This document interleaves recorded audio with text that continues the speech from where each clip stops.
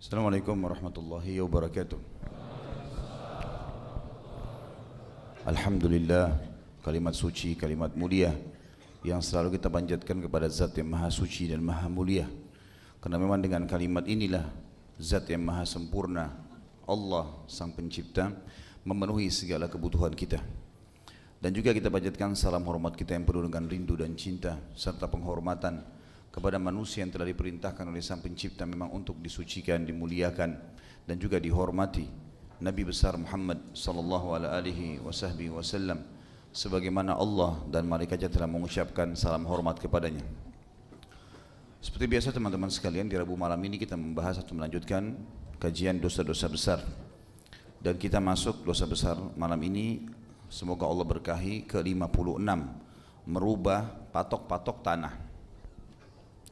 Berbicara masalah tanah teman-teman sekalian, yang dimaksud untuk di sini adalah bagaimana seseorang kalau memiliki sebidang tanah untuk dia tinggali di muka bumi ini. Semua ini adalah milik Sang Pencipta Allah. Hanya saja Allah Subhanahu wa taala dengan kemahamurahannya mengizinkan hamba-hambanya menempati tempat itu. Di zaman dulu tentunya, sebelum ada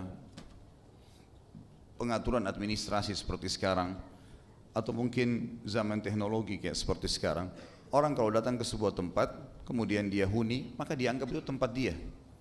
Seperti itulah kurang lebih, tanpa ada kepemilikan tertentu, kecuali kalau sudah ternisbatkan padanya, maka baru ada transaksi kalau dia mau menjual. Begitu pula keadaan seluruh muka bumi ini awalnya. Namun berjalan waktu, maka siapapun yang sudah menghuni tempat, maka dianggap dia pemiliknya dan dia boleh transaksikan. Seorang muslim boleh dalam agama, dia memiliki banyak tanah, banyak rumah, banyak fasilitas, enggak ada masalah. Kita tahu di surga dijanjikan banyak sekali fasilitas bagi seorang muslim. Dia bisa punya banyak rumah, banyak harta, bahkan dia punya banyak istana, banyak dayang-dayang, banyak pelayan. Dan baginda Nabi SAW sendiri memiliki cukup banyak tanah, karena setiap istri beliau memiliki rumah, tanah dan bangunan di atasnya. Dan juga para sahabat demikian adanya. Ada di antara sahabat bahkan memiliki setengah kota Madinah, seperti Sa'ad bin Mu'adz radhiyallahu anhu yang memiliki setengah kota Madinah, kebun kurma miliknya. Begitu juga Utsman bin Affan, Abdurrahman bin Auf. Utsman bin Affan memiliki banyak sekali toko yang tersebar di seluruh kota Madinah. Abdurrahman bin Auf juga yang membuka pasar di kota Madinah. Setiap kali pasar dibuka dengan sekian kios misalnya, nanti dia pindah ke lokasi lain, dibuka lagi seperti itu. Artinya dalam Islam dibolehkan. Bahkan para sahabat banyak meninggal dunia memiliki banyak sekali harta. Kalau kita simpulkan sebenarnya, Islam tidak melarang setiap muslim atau penganutnya memiliki harta yang banyak, melimpah, tidak ada masalah. Bahkan kita tahu dijanjikan memang harta yang melimpah bagi orang yang suka bersedekah. Sebagaimana sabda Nabi SAW dalam hadis Bukhari, hadis Qudsi, Allah berfirman, "Ya bani Adam, anfik alaik." Wahai anak Adam, berinfak di jalanku, aku akan berinfak untukmu. Dan kata para ulama hadis, kalau Allah sudah berinfak kepada makhluknya, maka inna Allah yarzuqu man yasha'u bighairi hisab. Dalam ayat lain dikatakan, Allah kalau sudah memberikan rezeki kepada seseorang maka tidak ada batasnya. Jadi kalau kita tanya misalnya sederhana, apakah Islam mengajarkan kita untuk menjadi orang kaya dan berkecukupan? Jawabannya iya. Dan keliru kalau ada orang mengatakan Islam lebih menyuruh saya miskin daripada kaya. Ini tidak, salah ini. Kita tahu misalnya bab zuhud. Bab zuhud, jadi zuhud banyak orang definisikan yang salah, meninggalkan dunia untuk akhirat, dan ini keliru. Definisi yang benar adalah mendahulukan akhirat dari dunia. Seperti surah Al-Qasas ayat 77 berbunyi masalah itu. Itu definisi zuhud yang paling tepat. A'udzu billahi minasyaitonir rajim wabtaghi fima ataqallahu ad-daral akhirah wa la tansa nasibaka minad dunya. Kejarlah apa yang Allah janjikan untuk kalian di akhirat nanti, surga, semua fasilitas yang dijanjikan di sana, dan jangan lupa bagianmu dari dunia. Jadi kita harus memiliki sesuatu di dunia ini. Dan kita tahu semua ayat jihad dimulai dengan bi amwalikum wa anfusikum, dengan harta dan juga dengan jiwa, gitu kan? Jadi harta ini besar sekali pengaruhnya. Jadi seseorang bekerja banting tulang, ya, mencari rezeki yang halal dan memperbanyaknya adalah bagian daripada agama kita. Tidak ada larangan berhubungan dengan masalah itu. Nabi SAW memiliki banyak tanah tadi, banyak rumah, tunggangan, ya, ada unta, ada beberapa ekor unta, ada beberapa ekor kuda, ya. Beliau memiliki beberapa pedang, beberapa buah baju perang, ya, pelana kuda dan seterusnya. Bahkan memiliki banyak sekali sahabat-sahabatnya yang membantu beliau dalam aktivitas sehari-hari, yang menyiapkan sendalnya dan seterusnya.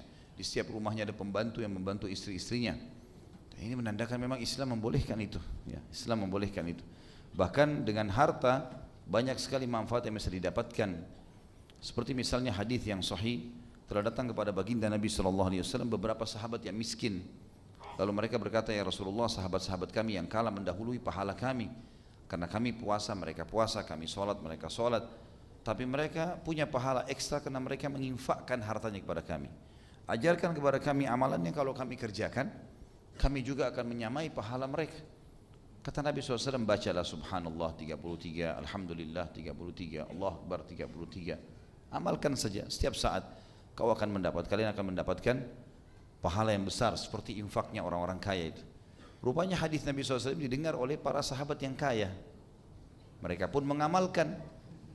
Datang lagi sahabat-sahabat yang miskin, ya Rasulullah, teman-teman kami yang kaya sudah dengar hadis itu. Maksudnya beritahukan lagi kami, amalan apa? Kata Nabi SAW, "Dzalika fadlullahi yu'tihi man yasha." Itu karunia Allah yang Allah berikan kepada siapa yang Dia inginkan. Ada sebuah rahasia sederhana teman-teman sekalian. Allah akan memberikan seorang hamba fasilitas di muka bumi ini dan di akhirat di surga sesuai dengan permintaannya. Saya ulangi lagi, kaidah penting. Allah akan memberikan fasilitas seorang hamba sesuai dengan permintaannya di dunia ataupun di akhirat. Kalau antum hanya minta kepada Allah, ya sudahlah, saya dengan motor ini atau saya dengan baju ini sudah cukup, ya sudah, Allah anggap antum sudah cukup dengan itu. Tapi kalau ada orang tamak dengan rahmat Allah, karena kita boleh tamak dengan rahmat Allah, kita sudah sehat minta ditambah kesehatan, kita sudah kaya minta diberikan kekayaan, punya keturunan minta dilebihkan, itu boleh, hak kita itu. Tamak dengan rahmat Allah bagian daripada ibadah. Allah menyuruh kita berdoa kepadanya khaufan wa tama'a, dengan rasa takut kena azabnya Allah kalau kita berbuat dosa atau tidak diampuni dosa, dan kita tamak dengan rahmat Allah. Kan? Jadi di sini kita bisa meminta sesuatu yang lebih dan Allah akan berikan sesuai dengan itu. Coba praktekin deh dalam kehidupan sehari-hari. Misal, ya Allah saya pengen lebih baik dari ini, ya Allah saya pengen lebih baik, kita tinggal berusaha sedikit, Allah akan kasih. Jadi orang dikasih oleh Allah fasilitas sesuai dengan permintaannya. Sama orang masuk surga, udah saya mau yang penting di akhirat masuk surga saja deh, yang penting selamat. Ya sudah, berarti sebatas itu saja. Enggak, ada orang yang minta sesuatu yang besar. Apa ajaran Nabi SAW? Kalau kalian minta surga, minta Firdaus, karena dia tempat tertinggi surga. Mungkin antum bilang, amal saya mungkin gak cukup untuk masuk Firdaus. Tidak ada orang yang masuk dengan amalnya di surga. Sabda Nabi SAW, tidak ada seseorang yang masuk ke dalam surga dengan amalnya. Kata para sahabat, Anda juga ya Rasulullah? Kata Nabi SAW, saya juga. Saya juga. Dan saya masuk surga justru karena rahmatnya Allah diberikan kepada saya. Jadi kita boleh tamak dengan rahmat Allah. Coba praktekin sekali lagi kaidah sederhana dalam kehidupan, maka akan melimpah pemberian Allah. Akan melimpah pemberian Allah. Sekali lagi, Allah akan memberikan fasilitas di dunia ini dan di akhirat sesuai dengan permintaan hamba itu. Jadi sering-seringlah minta fasilitas yang banyak dari Allah SWT, tamak dengan rahmatnya. Ya. Jadi di sini kita harus faham teman-teman sekalian, memang kita boleh memiliki banyak fasilitas, nggak ada masalah, tapi dengan cara-cara yang benar, cara-cara yang halal. Ya, mau usaha modalnya halal, produk yang dijual halal, sistem yang dipakai halal, maka berkah itu. Kalau ada waswas syaitan, nanti kalau kita cari modal yang halal mungkin susah, atau kita mau pakai sistem yang halal atau yang benar mungkin susah, atau produk halal mungkin tidak ada yang beli. Ini semua waswas syaitan. Coba praktekin, dan syaitan harus ditepis waswasnya. Sebagaimana sabda Nabi SAW, ada seseorang di antara kalian digoda oleh syaitan pada saat dia mau sholat, lalu dia bermaksiat pada syaitan, dia nggak mau. Karena kemudian dia mau sedekah dan zakat, maka syaitan waswas, dia nolak, dia maksiat kepada syaitan. Dia mau haji, Syaitan menggodanya, terus saja dia nolak, dia mau jihad, dia tolak juga. Was-was syaitan yang mengatakan istrimu akan dinikahi oleh laki-laki lain. Maka kata Nabi SAW, siapa yang melakukan itu niscaya dia akan masuk surga. Di dalam Islam kita dibolehkan memiliki fasilitas yang bagus, dan semestinya muslim itu terlihat bagus. Badannya, penampilannya, pakaiannya, kendaraannya, rumahnya, silakan. Bahkan kata Nabi SAW dalam sebuah hadis, puncak nikmat seorang hamba, puncak nikmat Allah pada seorang hamba bila dia memiliki badan yang sehat, rumah yang luas, dan tunggangan yang layak. Itu hadis sahih. Ya. Puncak nikmat Allah pada seorang hamba kalau dia memiliki badan yang sehat, rumah yang luas, tunggangan yang layak. Berarti ada motivasi untuk itu. Utsman bin Affan membeli surga dengan hartanya. Waktu perang Tabuk, beliau menyumbang dengan sekian banyak, sampai 1000 ekor, 900 ekor kuda dan 100 ekor unta. Nyumbang lagi beli sumur, nyumbang lagi beli senjata-senjata. Sampai kata Nabi SAW, tidak ada lagi yang bisa menghalangi Utsman masuk ke surga setelah apa yang dilakukan pada hari ini. Ya, sebenarnya bisa. Dan kita semua punya fasilitas sama teman-teman, sama-sama punya 24 jam waktu, sama-sama punya 2 mata. Berarti kita bisa, asal mau saja. Dan penyakit apa yang harus dihilangkan? Al-malas. Salah satu harta yang bagus yang dimiliki adalah tanah. Emang orang memiliki tanah, dia beli tanah, dia beli rumah, dia fasilitasi, ya. Dan memang perniagaan ini dibukakan pintu rezeki. Sebagaimana sabda Nabi SAW, kalau orang beli, dia jual, beli lagi, itu perniagaan adalah berkah.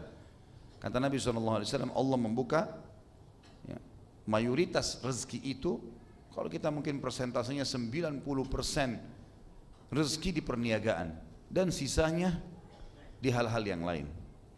Kebanyakan orang subhanallah merasa aman dengan menjadi pegawai. Maaf teman-teman, saya cuma bahasakan saja. Tetapi banyak orang meninggalkan perniagaan, padahal perniagaan pintunya rezekinya besar, gitu kan? Artinya boleh kita sambil kerja di kantor, di waktu lowong kita buka usaha. Usaha apa saja, mulai sesuatu. Jangan langsung begitu mau usaha tiba-tiba besar. Yang penting berusaha. Apa yang bisa kita jalankan selama itu halal bisa saja. Hanya saja sekali lagi caranya harus benar. Di antara cara benar adalah sumbernya halal, modalnya halal, sistemnya halal, kemudian juga produk yang dijual halal.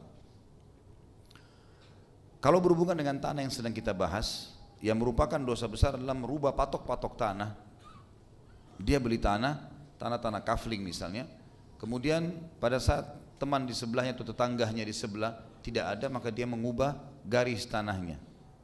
Karena dia pikir mungkin orang tidak akan hitung misalnya. Maka ini nggak boleh.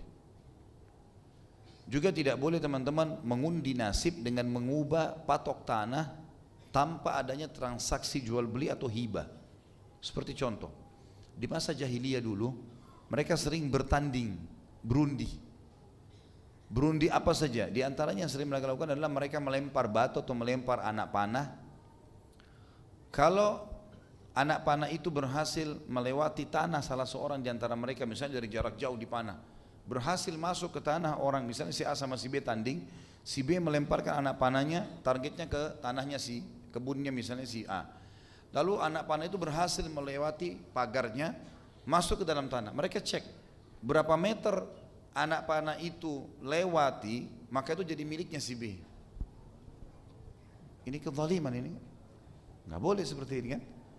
Kalau transaksi jual beli dan hibah boleh, tapi diundikan nggak boleh. Nah ini juga masuk dalam masalah mengubah patok tanah. Ini juga sama dengan hal yang haram, nggak boleh.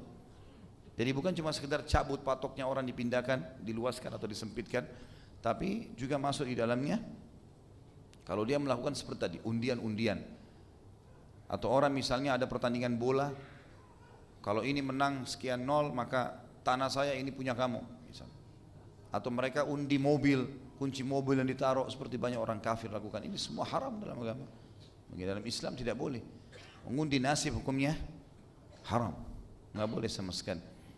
Kita harus jelas transaksi jual beli atau hibah. Yang lain tidak boleh. Ini sama juga masuk dalam masalah merubah patok tanah. Ya. Kemudian juga masuk dalam makna ini, sebagian ulama mengatakan kalau ada seseorang mendapatkan warisan tanah, kemudian dia sengaja mengecilkan ukuran tanah sehingga ahli waris yang lain tidak tahu, atau ahli waris yang lain menjadi mengecil haknya. Contoh misal, dia kakak tertua, 5 orang bersaudara, adik-adiknya masih kecil semua, ayahnya meninggalkan sebuah kebun misal. Maka dia berbohong, dia mengatakan pada adik-adiknya, tanah ini sebenarnya luasnya misalnya 1 hektar, ini cuma 500,5 hektar saja misalnya. Maka ini yang kita bagi, padahal sebenarnya tanah itu ada lebih. Walaupun dia tidak mencabut patokannya, dia cuma mengucapkan lisan dengan mengurangi ukuran tanah, sudah masuk dalam mengubah patok-patok tanah, sehingga hak orang lain nggak dapat. Ini juga sering terjadi ya, seperti mereka berdusta, karena dia kakak tertua, maka dia mengatakan kepada adik-adiknya, rumah yang sana ayah sudah bilang buat saya. Padahal tidak ada tulisan, tidak ada sesuatu bukti. Ini nggak boleh, ini haram. Mengambil juga yang bukan haknya, berhubungan dengan tanah sama merubah patoknya, artinya mengubah haknya orang di situ. Jelas sampai sini ikhwani? Alhamdulillah. Di sini Imam Az-Zahabi rahimahullah mengangkat cuma 2 buah hadis, tetapi sebelum saya bacakan hadisnya, ada sabda Nabi SAW yang berbunyi, siapa yang hadis sahih, siapa yang mengubah patokan tanah, maka dia akan dibebankan sejumlah tanah itu, seukuran tanah itu, ditambah dengan 7 lapis ke dalam tanah, ke bumi, dipikulkan di pundaknya pada hari kiamat. Jadi kalau misal dia ambil, anggaplah tanah seperti ukuran ruko 4 atau 5 kali 16, diambil sampai 1 meter saja, patoknya dipindahin 1 meter, tapi 1 kali 16 berarti 16 meter.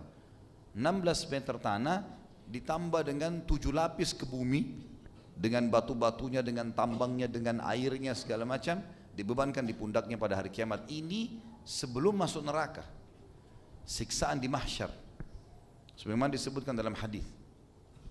Jadi untuk apa ini teman-teman sekalian? Ini orang-orang yang masih berpikir untuk mengambil hak warisnya keluarganya. Untuk antum tidur butuh 1 kali 2 meter. Untuk apa ambil tanah 1 hektar? Untuk guling-guling di situ? Enggak ada gunanya. Baik untuk jual, dapat duit sekian miliar, itu sekian miliar jadi penyakit, bahaya.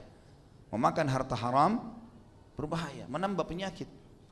Dan sudah pernah saya jelaskan, jangan lupa kaidah penting teman-teman sekalian, dosa itu yang dilakukan hukumannya lebih berat daripada perbuatannya. Buat nota palsu 1 juta, nanti Allah akan ambil dari kita 100 juta. Allah buat kita sakit, masuk rumah sakit, biayanya 100 juta. Ternyata efek dari curi 1 juta nota palsu di kantor. Hati-hati ini ya. Ada orang suka ambil pulpen, curi pulpen di kantornya, jatuh dari motor, tangannya luka, sakit sekian bulan. Ambil payung, jatuh, kepalanya rusak nanti. Oh ini payung kan bonus buat kantor, bukan buat kita. Apa saja jangan diambil. Fasilitas yang dikasih di kantor ya di kantor, bukan dibawa pulang ke rumah, bagi-bagi ke tetangga. Banyak orang begitu, nggak apa-apa di kantor saya banyak ini. Ya memang banyak, bukan punya kamu tapi. Yang kerja di kantor yang biasa ambil-ambil kembalikan ya. Haram itu, nggak boleh. Jangan cuma ketawa ini. Harus kembalikan, masalah nanti. Mengambil 1 pulpen hukumannya 1 jari bisa luka itu. Ambil 10 ya 10-10-nya nanti masalah.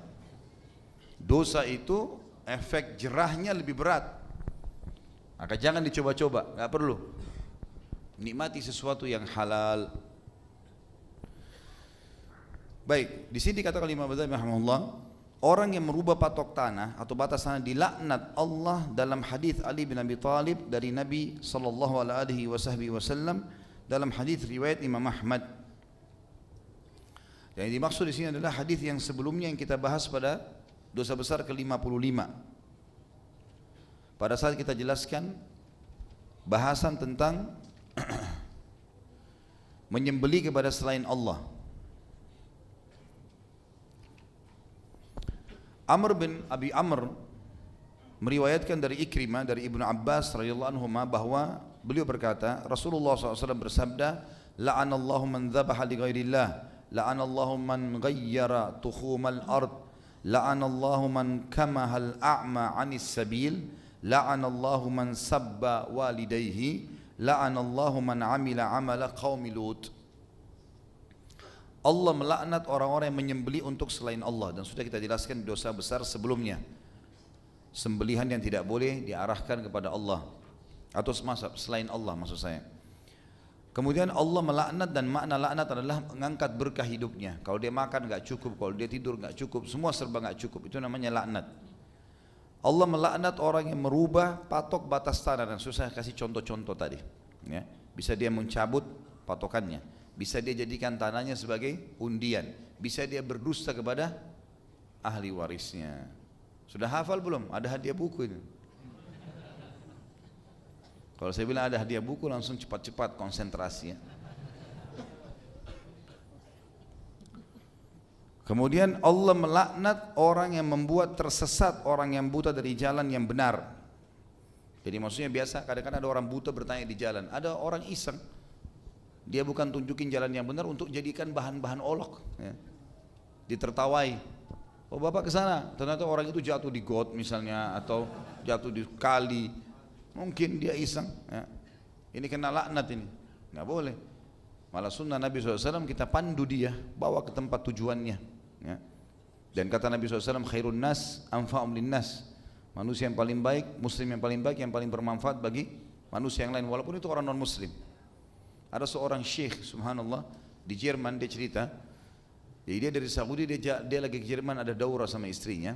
Dia bilang, pada saat saya lagi dari hotel ke tempat daurah dekat, ke tempat pesantren kira dekat, saya minta panitia nggak usah jemput, saya sambil jalan sama istri saya. Dia bilang, waktu saya lagi jalan dari hotel ke tempat pengajian, ada seorang nenek tua di pinggir jalan lagi mau nunggu mobil-mobil berhenti untuk nyebrang.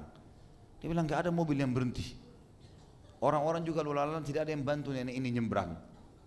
Maka saya bilang sama istri saya, kita bantu dulu dia nyebrang. Kamu pegang tangannya, saya yang tahan mobil-mobil. Maka dia bilang kami pun melakukannya. Sampai di seberang jalan nenek itu menangis. Gitu kan? Betullah mereka bisa mengerti bahasanya.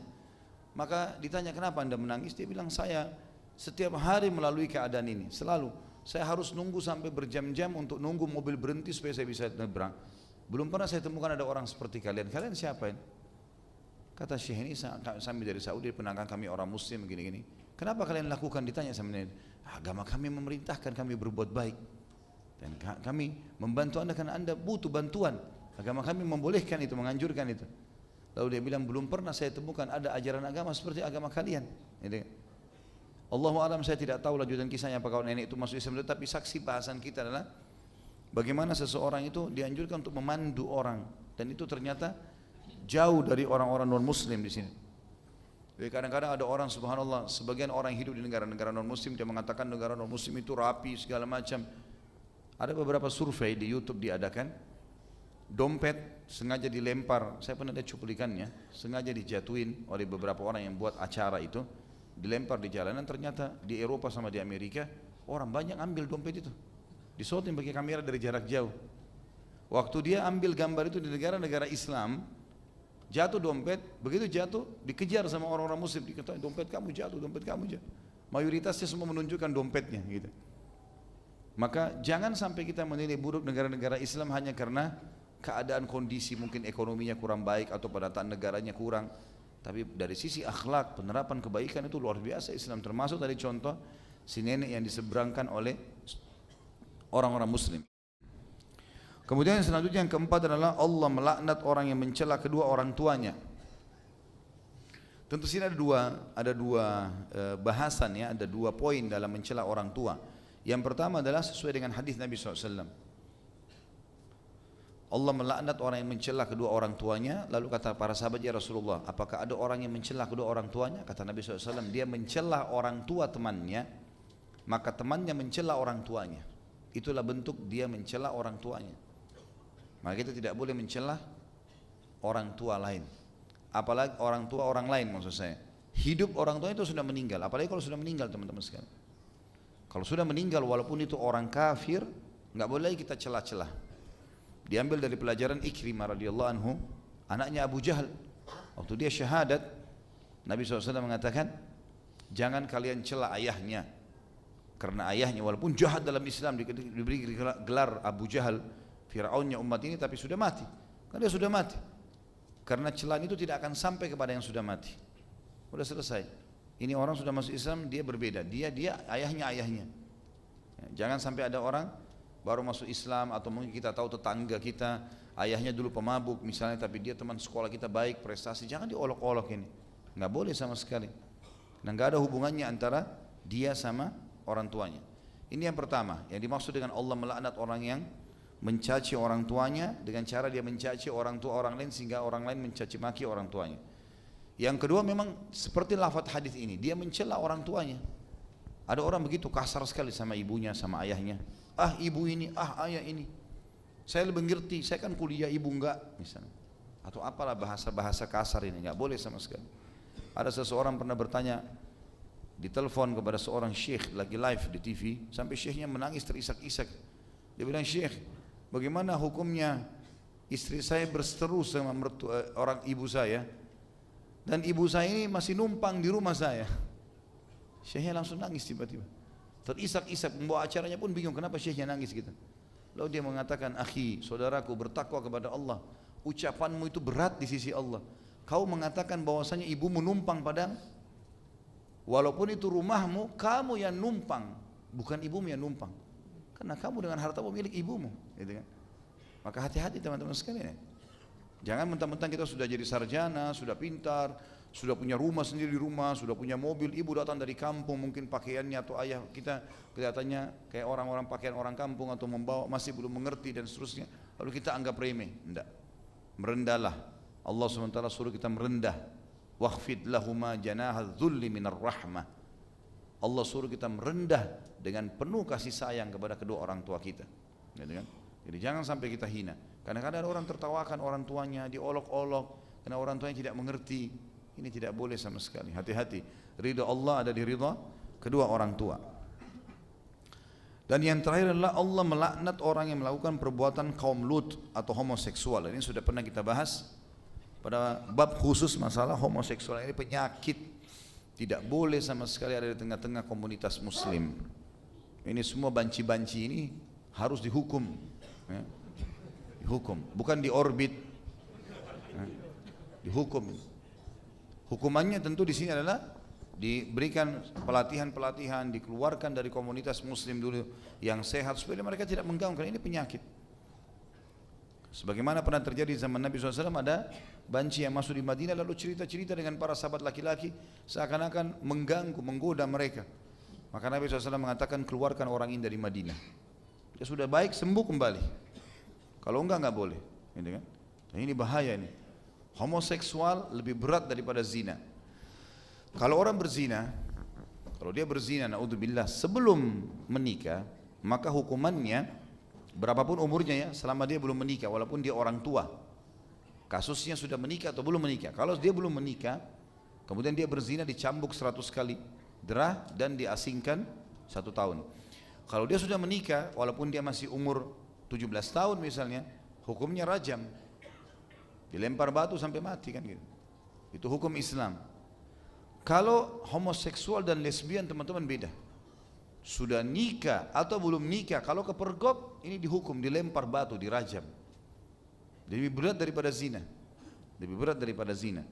Dan zina umumnya sudah banyak tersebar di umat-umat sebelum kita. Tapi kita belum pernah temukan Allah menghukum satu negeri hanya karena perzinahan. Artinya Allah murka sama mereka, ada dosa, tapi tidak pernah negeri dibinasakan semua karena perzinahan. Tapi pernah Allah binasakan negeri karena homoseksual. Tempatnya kaum Lut. Dan hati-hati teman-teman sekalian, kaum-kaum sebelum kita dihukum oleh Sang Pencipta Allah kadang-kadang hanya dengan satu dosa loh. Hanya satu dosa. Misal kaum Lut berbuat homoseksual. Kaum Saleh, kaum Nabi Saleh, kaum Thamud itu karena curang di timbangan dan membunuh unta, mujizatnya Nabi Saleh. Ya. Kaum Ad kepada kaum Hud juga menolak risalah, mengolok-olok, gitu kan. Sekarang kita ini hampir semuanya dosa itu ada, dan kita diamkan ini, didiamkan, ini bahaya sekali. Sampai Nabi SAW mengingatkan kepada kita dalam hadis Bukhari Muslim pada saat Ummi Salamah radhiyallahu anha bertanya, "Ya Rasulullah, anuhliku wa fina salihun?" Apakah bisa kami dibinasakan sama Allah sementara ada orang soleh di antara kami? Kata Nabi SAW, iya, idza kathural khabath, kalau keburukan itu merajalela dan tidak ada yang luruskan, dibiarkan, gitu kan? Dan bahaya, dosa itu kalau dibiarkan teman-teman, maka dia akan menjadi sebuah kebiasaan. Nanti sudah bukan lagi kemungkaran kalau ditunda-tunda. Dulu mungkin Indonesia masih malu kalau ada perempuan jalan terbuka auratnya.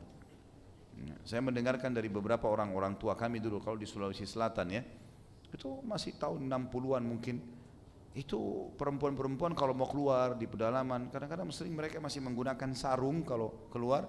Sarung itu di bagian bawah dan bagian atas, dan bagian atas ini ditarik sehingga cuma matanya yang kelihatan, kayak pakai cadar. Tapi sekarang luar biasa gitu. Nah pada saat mereka transisi pindah dari menutup aurat ke terbuka aurat, ini tidak diingatkan, malah dianggap sebuah konsep modern. Akhirnya jadi kebiasaan. Sekarang kalau kita ingatkan orang lagi terbuka aurat, dianggap asing. Kita malah yang dianggap asing, padahal ini kesalahan ini. Hati-hati kalau ada kemungkaran kita nggak luruskan, minimal dengan hati kita. Maka kalau murka Allah datang, kita semuanya bisa kena. Kita semuanya bisa kena, maka ini berbahaya sekali ya. Harus hati-hati dalam poin-poin seperti ini. Jadi ini kurang lebih beberapa poin yang disebutkan dalam hadis ini. Allah melaknat orang yang menyembelih selain Allah dengan selain menyebut nama Allah. Allah melaknat orang yang mengubah patok tanah. Allah melaknat orang yang menyesatkan orang yang buta atau menyesatkan orang dari informasi. Kalau ada yang tanya kita tidak tahu, jangan jawab ya. Kemudian juga Allah melaknat orang yang menyembah atau mencaci maki orang tua, dan Allah melaknat orang yang berbuat komlut, perbuatan komlut, homoseksual ataupun juga lesbian masuk di dalamnya. Dan ini teman-teman sekalian, 5 hal yang dilarang, tapi saksi bahasan kita merubah patokan tanah. Di sini ada sebuah hadis yang diangkat oleh Imam Az-Zahabi. Saya terus terang secara pribadi tidak tahu relevansinya apa dengan bahasan ini. Tapi saya mungkin mendatangkan sebuah benang merah dengan hadis yang sebelumnya, karena beliau mengangkat riwayat ya.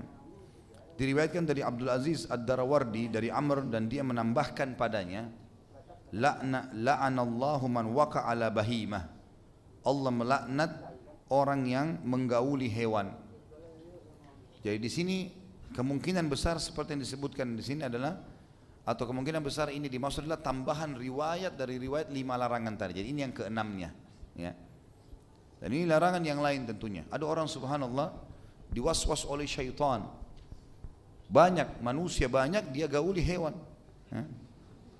Ini penyakit ini. Ini penyakit, dan ini menjadi sebuah konsep modern di beberapa negara non muslim. Dianggap biasa mereka bersetubuh dengan anjing, dengan hewan. Ini karena perzinahan merajalela di antara mereka. Maka syaitan menghiasi, sudah jenuh dengan manusia, melampiaskan dengan hewan. Bahkan ada sekarang konsep yang disebarkan menikah dengan hewan-hewan ya. Menikah dengan hewan-hewan, naudzubillah. Ini sudah betul-betul keluar dari normalnya manusia. Sedangkan teralihkan dengan manusia saja sesama jenis itu sudah dianggap keluar dari fitrah. Apalagi kalau nikah sama hewan gitu kan. Bahasanya tidak mengerti ya. Makanannya berbeda, ya, postur tubuhnya berbeda, entah mau apa ini. Ya. Ini keluar dari fitrah, ini penyakit. Biasanya ini bermula dari tontonan, ya. Tontonan. Ingin coba-coba sesuatu yang aneh-aneh. Kita coba sesuatu yang fitrah, yang memang masih ada fitrahnya.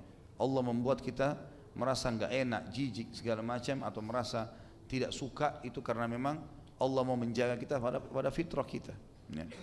Jadi ini nggak boleh sama sekali teman-teman sekalian. Dan juga sama, tidak boleh menonton hal-hal yang berhubungan dengan pornografi tadi. Tidak boleh juga menonton hal-hal yang kadang-kadang mereka pindah ke homoseksual atau lesbian karena mereka sudah jenuh dengan zinahnya dengan sama lawan jenisnya, kemudian mereka pindah. Nanti mereka jenuh, mereka pindah ke hewan. Dan banyak muslimin yang ikut-ikutan tonton ini. Haram ini hukumnya. Ya. Kalau seseorang di antara kita mau belajar masalah biologis, tidak perlu dia menonton film-film yang tidak benar. Karena kata para ulama, sebenarnya meletakkan kemaluan di kemaluan untuk melampiaskan syahwat itu seperti orang meletakkan makanan di mulutnya. Secara fitrah dia tahu sebenarnya. Ya. Dan itu juga hukum syar'i sudah menjelaskan panjang lebar masalah ini. Tidak ada sesuatu yang asing gitu ya.